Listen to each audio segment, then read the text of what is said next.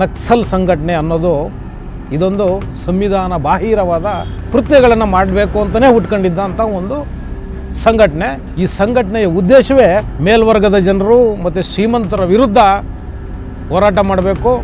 ಒಂದು 55-60 ವರ್ಷ ಒಂದು 120ರಿಂದ 125 ಜಿಲ್ಲೆಗಳು ಈ ನಕ್ಸಲಿಸಮ್, ಈ ನಕ್ಸಲ್ ಅಥವಾ ಮಾವೋವಾದಿಗಳು ಇವರ ಕಪಿಮುಷ್ಟಿನಲ್ಲಿ ತಗಲ್ಕೊಂಡಿತ್ತು. ನರೇಂದ್ರ ಮೋದಿ ನೇತೃತ್ವದ BJP ಸರ್ಕಾರ ಏನು ಕೇಂದ್ರ ಸರ್ಕಾರದಲ್ಲಿ ಬಂತು, ಪ್ರತಿಜ್ಞಾನ ಮಾಡಿದ್ರು 2026 ಮಾರ್ಚ್ 31ರ ಒಳಗೆ ದೇಶದಲ್ಲಿ ಸಂಪೂರ್ಣವಾಗಿ ನಕ್ಸಲ್ ಚಟುವಟಿಕೆಗಳನ್ನ ನಿರ್ನಾಮ ಮಾಡ್ತೀವಿ ನಾವು. ಅದೇ ರೀತಿ ಇವತ್ತು ನಕ್ಸಲರು ಸಾವಿರಾರು ಗಟ್ಟಲೆ ಬೆಟಾಲಿಯನ್ ಗಟ್ಟಲೆ ಬಂದು ಇವತ್ತು ಸರ್ಕಾರಕ್ಕೆ ಅದು ಶರಣಾಗ್ತಿದ್ದಾರೆ. ಒಂದು 120 ಜಿಲ್ಲೆಗಳಿವತ್ತು ನಕ್ಸಲ್ ಮುಕ್ತ ಜಿಲ್ಲೆಗಳಾಗಿ ಇದೆ. ಯಾರು ಮುಖ್ಯವಾಹಿನಿಗೆ ಬರಲಿಕ್ಕೆ ಒಪ್ತಾ ಇಲ್ಲ ಅಂಥವ್ರನ್ನ ಯಾವುದೇ ನಿರ್ದಾಕ್ಷಿಣ್ಯ ಇಲ್ಲದೆ, ಮುಲಾಜಿಲ್ಲದೆ ಇವತ್ತು ನಮ್ಮ ಸೇನಾ ಪಡೆಗಳು, ನಮ್ಮ ರಕ್ಷಣಾ ಪಡೆಗಳು ಏನು ನಕ್ಸಲ್ ಕಾರ್ಯಾಚರಣೆಗೆ ಹೋಗ್ತಿದೆ, ಆ ಪಡೆಗಳಿವತ್ತು ಯಾವುದೇ ಮುಲಾಜಿಲ್ಲದೆ ಗುಂಡಿಕ್ಕಿ ಹೊಡಿತಿದ್ದಾರೆ. ಸಿದ್ಧಾಂತ ಇತ್ತಲ್ಲ ಅವ್ರದ್ದು, ಸರ್ವರಿಗೂ ಸಮಬಾಳು, ಸರ್ವರಿಗೂ ಸಮಪಾಲು. ಖಂಡಿತ ಆ ಸಿದ್ಧಾಂತದ ವಿರೋಧಿಗಳಲ್ಲ ನಾವು, ಆ ಸಿದ್ಧಾಂತನ ಒಪ್ಪೋಣ. ಆದರೆ ಆ ಒಂದು ಘೋಷವಾಕ್ಯನ ಹಿಡ್ಕೊಂಡು ಅವರು ಹೋದ ದಾರಿ ಇದೆಯಲ್ವಾ, ಆ ದಾರಿ ತಪ್ಪು.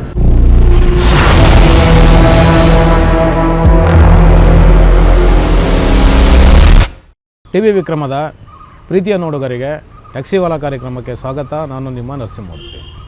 ವೀಕ್ಷಕರೇ, ಸಂವಿಧಾನವನ್ನು ವಿರೋಧಿಸಿ, ಸಂವಿಧಾನದ ಆಶಯಗಳನ್ನು ಧಿಕ್ಕರಿಸಿ, ಒಂದು ಕೆಂಪು ಬಾವುಟವನ್ನು ಈ ದೇಶದಲ್ಲಿ ಆರಿಸಿ ಕೆಂಪು ಸಾಮ್ರಾಜ್ಯನ ಕಟ್ಟಕ್ಕೆ ಹೊರಟಂತಹ ಒಂದು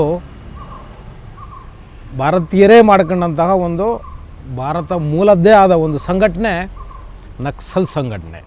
ನಿಮ್ಗೆ ಗೊತ್ತಿರಬೇಕು ನಕ್ಸಲ್ ಸಂಘಟನೆ ಇದು ಎಷ್ಟು ದೊಡ್ಡ ಮಟ್ಟದಲ್ಲಿ ದೇಶವ್ಯಾಪಿ ಇದರ ಕಾರ್ಯಚಟುವಟಿಕೆಗಳು ಹರಡಿತ್ತು ಅಂದರೆ ನಿಮಗೆಲ್ಲ ಸಾಮಾನ್ಯವಾಗಿ ಗೊತ್ತೇ ಇರುತ್ತೆ. ಅದರದ್ದು ಆಶಯ, ಅದರ ಉದ್ದೇಶ ಏನಾದರೂ ಇರಲಿ, ಆದರೆ ಆ ಒಂದು ಸಂಘಟನೆ ಇದೆಯಲ್ಲ, ನಕ್ಸಲ್ ಸಂಘಟನೆ ಅನ್ನೋದು ಇದೊಂದು ಸಂವಿಧಾನ ಬಾಹಿರವಾದ ಒಂದು ಕೃತ್ಯಗಳನ್ನು ಮಾಡಬೇಕು ಅಂತಲೇ ಹುಟ್ಕೊಂಡಿದ್ದಂಥ ಒಂದು ಸಂಘಟನೆ ನಕ್ಸಲ್ ಸಂಘಟನೆ. ಅಂಬೇಡ್ಕರ್ ಅವರು ಕೂಡ ಹೇಳ್ತಾರೆ, ಸಂವಿಧಾನನ ಈ ದೇಶಕ್ಕೆ ಅರ್ಪಣೆ ಮಾಡುವಾಗ ಅವ್ರು ಏನು ಹೇಳ್ತಾರೆ ಅಂದರೆ, ಎಲ್ಲಿ ಸಂವಿಧಾನ ಸಮ್ಮತವಾದ ಮಾರ್ಗಗಳಿಗೆ ಅವಕಾಶ ಇರುವುದಿಲ್ಲವೋ ಅಲ್ಲಿ ಸಂವಿಧಾನ ಬಾಹಿರವಾದ ಮಾರ್ಗಗಳಿಗೆ ಸಮರ್ಥನೆ ಇರುವುದಿಲ್ಲ. ಆ ಮಾರ್ಗಗಳೆಲ್ಲ ಅರಾಜಕತೆಯ ನೀತಿ ಸೂತ್ರಗಳಾಗಿರುತ್ತವೆ. ಅವುಗಳನ್ನು ತೊರೆದಷ್ಟು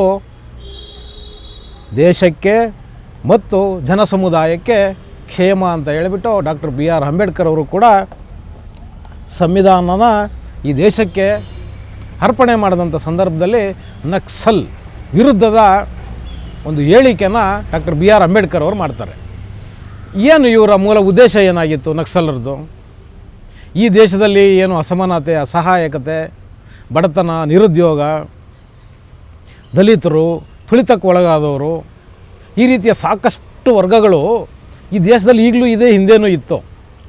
ಆದರೆ ಒಂದಷ್ಟು ಬದಲಾದ ಸಾಮಾಜಿಕ ವ್ಯವಸ್ಥೆಯಲ್ಲಿ ಇವತ್ತು ಆ ಮಟ್ಟಕ್ಕೆ ಅಂಥ ಒಂದು ಅಸಮಾನತೆ, ಬಡತನ, ನಿರುದ್ಯೋಗಗಳು ಈಗ ಇಲ್ಲದೇ ಇರ್ಬೋದು. ಆದರೆ ಒಂದು 50-60 ವರ್ಷಗಳ ಹಿಂದೆ ಈ ಸಂಘಟನೆ ಏನು ಹುಟ್ಟಾಕಿದ್ರಲ್ಲ, ಈ ಸಂಘಟನೆ ಹುಟ್ಕಂತಲ್ವ, ಈ ಸಂಘಟನೆಯ ಉದ್ದೇಶವೇ ಮೇಲ್ವರ್ಗದ ಜನರು ಮತ್ತು ಶ್ರೀಮಂತರ ವಿರುದ್ಧ ಹೋರಾಟ ಮಾಡಬೇಕು.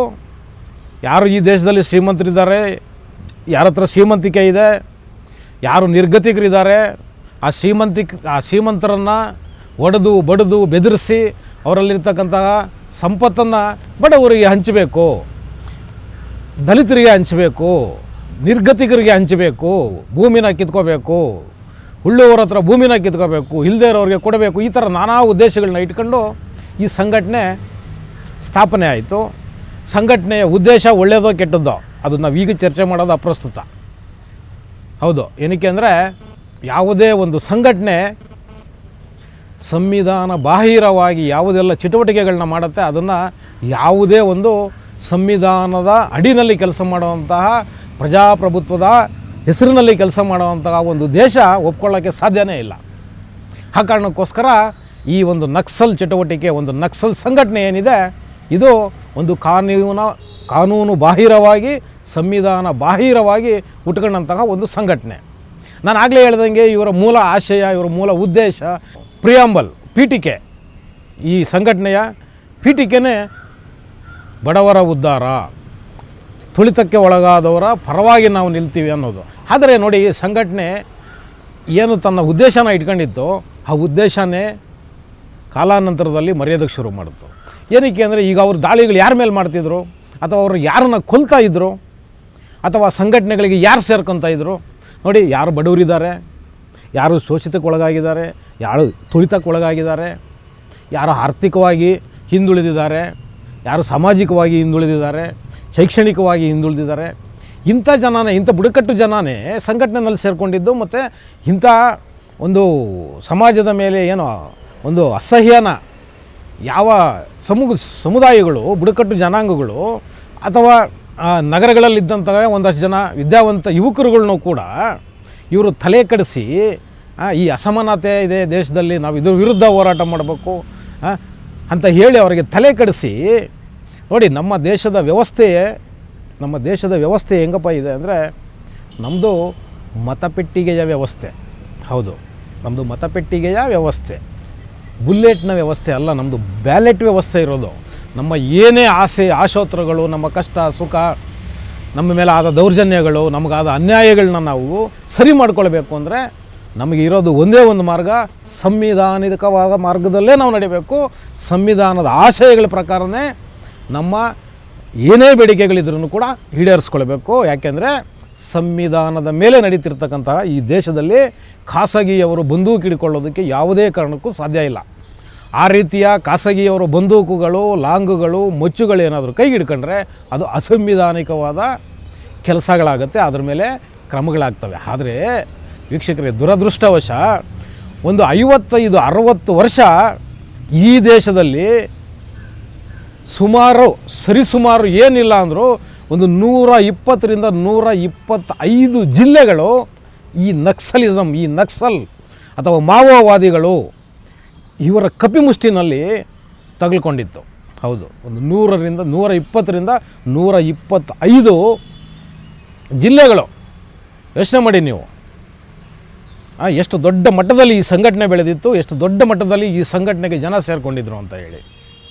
ಆದರೆ ನೋಡಿ, ನಮಗೆ ಈಗ 47 ಅಥವಾ 52ರಿಂದ ನಮಗೆ ಏನು ಮತದಾನದ ಹಕ್ಕು ಸಿಕ್ತಲ್ಲ, ನಾವು ಅವಾಗಿಂದನೇ ನೋಡ್ಕೊಂಡು ಬರೋಣ. ನಿಜವಾಗ್ಲೂ ದೊಡ್ಡ ಮಟ್ಟದಲ್ಲಿ ಇಂಥ ಒಂದು ಸಂಘಟನೆನ ಮಟ್ಟ ಹಾಕಬೇಕು ಅಥವಾ ಇವರ ಚಟುವಟಿಕೆಗಳನ್ನ ತಡಿಬೇಕು ಅಂತೇಳಿ ಸರ್ಕಾರಗಳು ತುಂಬ ದೊಡ್ಡ ಮಟ್ಟದಲ್ಲಿ ಪ್ರಯತ್ನನೇ ಮಾಡಲಿಲ್ಲ. ಯಾವ್ಯಾವುದೋ ಸಾವಿರಾರು ಕಾರಣಗಳಿಗೆ, ಏನೇನೋ ಕಾರಣಕ್ಕೆ, ರಾಜಕಾರಣಿಗಳ ವೈಯಕ್ತಿಕ ಕಾರಣಗಳಿಗೆ ಇದನ್ನು ಮಟ್ಟ ಹಾಕೋ ಕೆಲಸನ ಮಾಡಿಲ್ಲ. ಮಾಡಿದ್ದಾರೆ ಎಲ್ಲೋ ಅಲ್ಲಲ್ಲಿ ಸ್ವಲ್ಪ ಮಟ್ಟಿಗೆ ಆಗಿದೆ ಅಷ್ಟೇ. ಆದರೆ ದೊಡ್ಡ ಪ್ರಮಾಣದಲ್ಲಿ ಇದು ಆಗಲಿಲ್ಲ. ಹಾಗಾಗಿ ಏನಾಯಿತು, ಈ ಮಾವೋವಾದಿಗಳಿದಾರಲ್ವ, ಈ ಮಾವೋವಾದಿಗಳು ಈ ದೇಶದ ಆಂತರಿಕ ಭದ್ರತೆಗೆ ತುಂಬ ತಲೆನೋವಾಗಿ ಪರಿಣಮಿಸ್ಬಿಟ್ರು ಇವರು. ಹೌದು, ಇವರು ಮಾಡಿರೋ ದಾಳಿಗಳಲ್ಲಿ ಎಷ್ಟು ಜನ ಅಮಾಯಕರು ಗುಡ್ಡಗಾಡುಗಳಲ್ಲಿ ಏನು ನಾವು ಟ್ರೈಬ್ಸ್ ಅಂತೀವಲ್ವ, ಆ ಜನ ಅರಣ್ಯನೇ ಜೀವನ ಮಾಡಿಕೊಂಡು ಬದುಕ್ತಿದ್ದ ಜನ, ಸಾಕಷ್ಟು ಜನ ಇವರ ಆಕ್ರಮಣಗಳಿಗೆ ಬಲಿಯಾಗಿದ್ದಾರೆ. ಇವ್ರ ಉದ್ದೇಶ ಇದ್ದಿದ್ದೇ ಯಾರು ಆದಿವಾಸಿಗಳಿದಾರಲ್ಲ ಅವರಿಗೆ ನ್ಯಾಯ ಕೊಡಬೇಕು, ಯಾರು ತುಳಿತಕ್ಕೆ ಒಳಗಾಗಿದ್ದಾರೆ ಅವ್ರಿಗೆ ನ್ಯಾಯ ಕೊಡಬೇಕು ಅಂತ. ಆದರೆ ಇವ್ರುಗಳು ಮಾಡಿದ್ದೇನು, ಕಾಲಾನಂತರದಲ್ಲಿ ಇವರು ಮಾಡಿದ್ದು ಅವ್ರಗಳ ಮೇಲೆ ದಬ್ಬಾಳಿಕೆನೇ. ಆ ಮಕ್ಕಳನ್ನೇ ಕರ್ಕೊಂಡೋಗಿ ಅವ್ರ ಸೇನೆಗಳಿಗೆ ಸೇರಿಸ್ಕೊಂಡ್ರು. ಅವರ ಸೇನೆ ಅಂದರೆ ನಕ್ಸಲ್ ಸೇನೆಗೆ ಸೇರಿಸ್ಕೊಂಡ್ರು, ಅವರಿಗೆ ತಲೆ ಕೆಡಿಸಿದ್ರು. ಆ ಮುಖಾಂತರ ಆ ಮಕ್ಕಳು ಬಲಿಯಾಗೋ ಥರ ಮಾಡಿದ್ರು. ಮತ್ತು ಇನ್ನು ನೀವು ಸಶಸ್ತ್ರ ಪಡೆಗಳನ್ನ ತೊಗೊಳ್ಳಿ, ಯಾವ ಕಾರ್ಯಾಚರಣೆಗೆ, ನಕ್ಸಲ್ ವಿರುದ್ಧದ ಕಾರ್ಯಾಚರಣೆಗೆ ಪೊಲೀಸರು ಹೋಗ್ತಾರೆ. ಯಾರು ಹೋಗ್ತಾರೆ ಆ ಕಾರ್ಯಾಚರಣೆಯಲ್ಲಿ? ಒಬ್ಬ ಪೊಲೀಸ್ ಕಾನ್ಸ್ಟೇಬಲ್, ಒಬ್ಬ ಪೊಲೀಸ್ ಹೆಡ್ ಕಾನ್ಸ್ಟೇಬಲ್ಲು, ಇವ್ರುಗಳಲ್ಲಿ ತಾನೇ ಕಾರ್ಯಾಚರಣೆಗೆ ಹೋಗೋದು. ಇವರೆಲ್ಲ ಯಾವ ಶ್ರೀಮಂತರ ಮನೆಗಳಿಂದ ಬಂದಿರ್ತಾರೆ ಹೇಳಿ ವೀಕ್ಷಕರೇ? ಯಾವ ಶ್ರೀಮಂತರ ಮನೆಯಿಂದ ಬಂದಿರ್ತಾರೆ? ಒಬ್ಬ ಹೆಡ್ ಕಾನ್ಸ್ಟೇಬಲ್ ಅಥವಾ ಒಬ್ಬ ಕಾನ್ಸ್ಟೇಬಲ್ಲು ಅವನು ಶ್ರೀಮಂತರ ಮನೆಯಿಂದ ಬಂದಿರ್ತಾನೆ ಡಿಪಾರ್ಟ್ಮೆಂಟ್ಗೆ. ಏನಿಲ್ಲ, ಅವನು ಒಂದು ಯಾವುದೋ ಬಡ ಕುಟುಂಬದಿಂದ, ಯಾವುದೋ ಒಂದು ಶೋಷಿತ ಕುಟುಂಬದಿಂದ ಅಥವಾ ಯಾವುದೋ ಒಂದು ಹಿಂದುಳಿದ ಕುಟುಂಬದಿಂದನೇ ಬಂದಿರ್ತಾನಲ್ವ. ಹಾಗಾದರೆ ಇವರು ಹೋರಾಟ ಯಾರ ವಿರುದ್ಧ ನೋಡಿ? ಅದೇ ಒಬ್ಬ ಶೋಷಿತ ಸಮುದಾಯದಿಂದ ಹೋಗಿರೋ ಒಬ್ಬ ಪೊಲೀಸ್ ಕಾನ್ಸ್ಟೇಬಲ್ಗೆ ಗುಂಡಿಕ್ಕಿ ಸಾಯಿಸ್ತಾರೆ ಈ ನಕ್ಸಲರು. ಹಾಗಾದರೆ ಇವ್ರ ಉದ್ದೇಶ ಏನು ಯೋಚನೆ ಮಾಡ್ಬೇಕಲ್ವಾ? ಆದರೆ ವೀಕ್ಷಕರೇ, 2014 ನಂತರ ಏನು ಕೇಂದ್ರದಲ್ಲಿ ಒಂದು ದೊಡ್ಡ ಬದಲಾವಣೆ ಆಯಿತು, ರಾಜಕೀಯ ಬದಲಾವಣೆ ಏನಾಯಿತು. ನರೇಂದ್ರ ಮೋದಿ ನೇತೃತ್ವದ BJP ಸರ್ಕಾರ ಏನು ಕೇಂದ್ರ ಸರ್ಕಾರದಲ್ಲಿ ಬಂತು, ಅವರೊಂದು ಪ್ರತಿಜ್ಞಾನ ಮಾಡಿದ್ರು.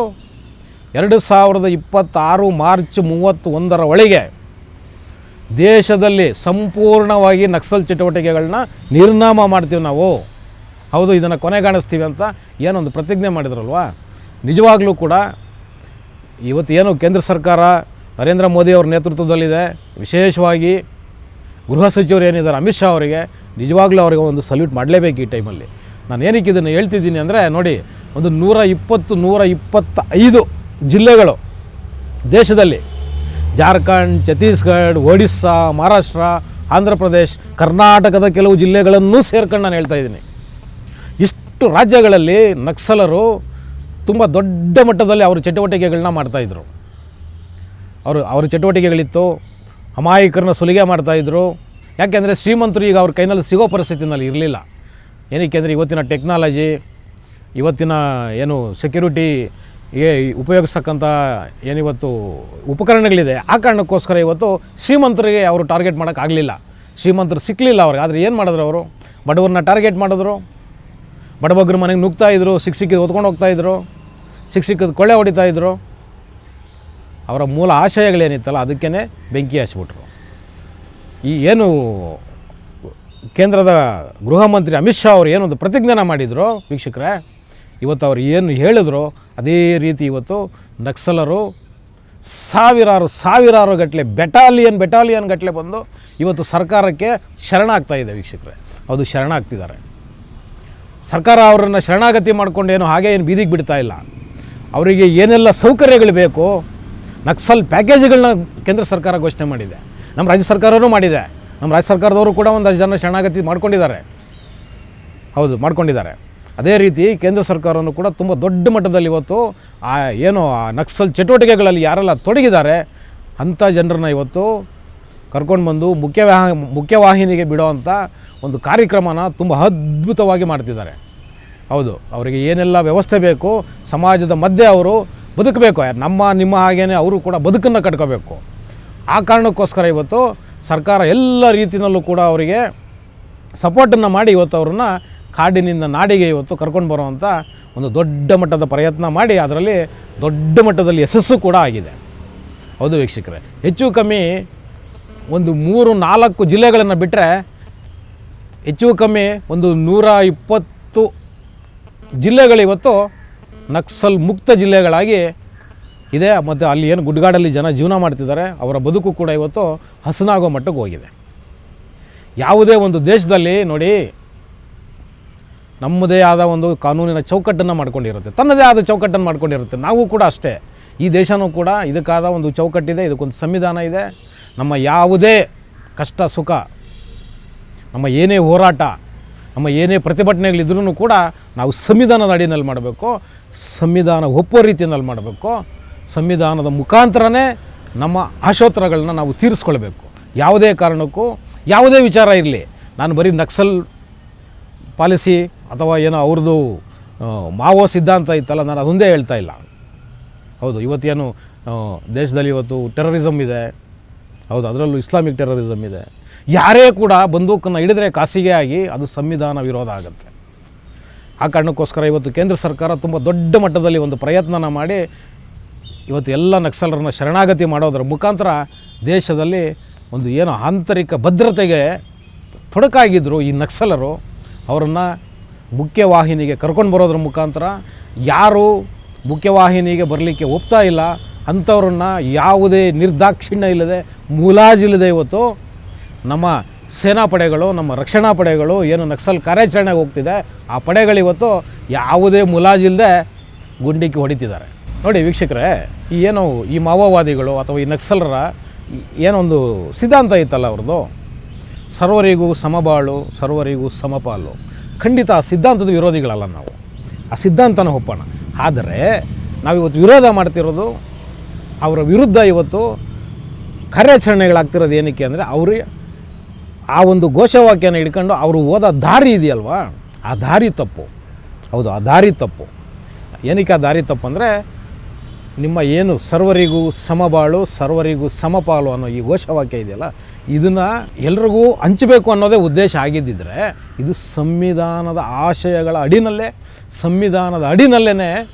ಇದನ್ನು ಮಾಡಬೇಕಾಗಿತ್ತು. ಆದರೆ ಅವರು ಸಂವಿಧಾನ ಬಾಹಿರವಾಗಿ ಬಂದೂಕುಗಳನ್ನ ಕೈಗೆ ತೊಗೊಂಡ್ರು. ಆ ಕಾರಣಕ್ಕೋಸ್ಕರ ಇವತ್ತು ದೇಶದಲ್ಲಿ ಈ ನಕ್ಸಲಿಸಮ್ ಅಂತ ಏನಿದೆ, ಈ ಮಾವೋವಾದಿಗಳು ಅಂತ ಏನಿದೆ, ಅದನ್ನು ಬಂದೂಕಿನ ಮುಖಾಂತರನೇ ನಿರ್ನಾಮ ಮಾಡೋದಕ್ಕೆ ಕೇಂದ್ರ ಸರ್ಕಾರ ಒಂದು ಗಟ್ಟಿಯಾದ ತೀರ್ಮಾನನ ಮಾಡ್ತು.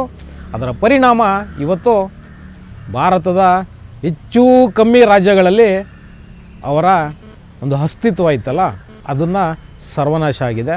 ಇನ್ನೊಂದು 2-3 ಜಿಲ್ಲೆಗಳಲ್ಲಿ ಸಣ್ಣದಾಗಿ ಇನ್ನೂ ಅವರ ಅಸ್ತಿತ್ವ ಉಳ್ಕೊಂಡಿದೆ. ಆದಷ್ಟು ಬೇಗ ಕೇಂದ್ರ ಗೃಹ ಇಲಾಖೆ ಇದನ್ನು ಸರ್ವನಾಶ ಮಾಡಿ ಜನರು ಭಯಭೀತವಿಲ್ಲದೆ ನೆಮ್ಮದಿಯಾಗಿ ಬದುಕನ್ನು ಕಟ್ಕೊಳ್ಳೋದಕ್ಕೆ ಖಂಡಿತವಾಗಲೂ ಅವಕಾಶ ಮಾಡಿಕೊಡುತ್ತೆ ಅಂತ ಒಂದು ಆಶಯನ ನಾವು ಕೂಡ ಇಟ್ಕೊಳ್ಳೋಣ ಅಂತ ಹೇಳುವುದರ ಮುಖಾಂತರ ಇವತ್ತಿನ ಟ್ಯಾಕ್ಸಿವಾಲಾ ಕಾರ್ಯಕ್ರಮನ ಮುಗಿಸ್ತಾ ಇದ್ದೀನಿ. ಶೇರ್ ಮಾಡಿ, ಸಬ್ಸ್ಕ್ರೈಬ್ ಮಾಡಿ, ಲೈಕ್ ಮಾಡಿ, ಹೆಚ್ಚೆಚ್ಚು ಕಮೆಂಟ್ ಮಾಡುವುದರ ಮುಖಾಂತರ ನಮ್ಮನ್ನು ಪ್ರೋತ್ಸಾಹಿಸ್ತೀರಿ. ಟಿವಿ ವಿಕ್ರಮ, ದೇಶ ನಿಮ್ಮ ಕೈಯಲ್ಲಿ. ಈ ಕಾರ್ಯಕ್ರಮ ನಿಮಗೆ ಇಷ್ಟ ಆಗಿದ್ದಲ್ಲಿ ಲೈಕ್, ಶೇರ್ ಹಾಗೂ ಕಮೆಂಟ್ ಮಾಡಿ. ಟಿವಿ ವಿಕ್ರಮದ ಕಾರ್ಯಕ್ರಮಗಳನ್ನು ನಿರಂತರವಾಗಿ ವೀಕ್ಷಿಸಲು ಸಬ್ಸ್ಕ್ರೈಬ್ ಮಾಡಿ, ಬೆಲ್ ಐಕನ್ ಒತ್ತಿ.